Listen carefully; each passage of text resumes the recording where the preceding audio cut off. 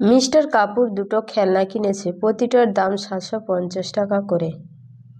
প্রথমটা বিক্রি করে 6% প্রফিট করেছে এবং দ্বিতীয়টা বিক্রি করে 4% লস হয়েছে। তবে হোল ট্রানজাকশানে তার কত পার্সেন্ট লস বা লাভ হয়েছে? দুটো খেলনা প্রতিটা 750 টাকা করে কিনেছে, মানে ক্রয় মূল্য সেম।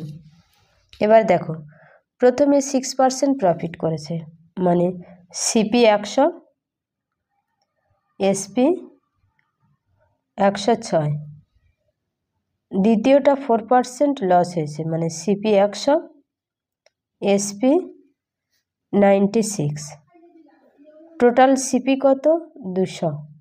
টোটাল এসপি কত? 202। 200 টাকায় কিনেছে, 202 টাকায় বিক্রি করেছে, প্রফিট হয়েছে কত? 2। তাহলে 200 টাকার উপর প্রফিট হয় 2 টাকা। 100%-এর উপর কত? 1%।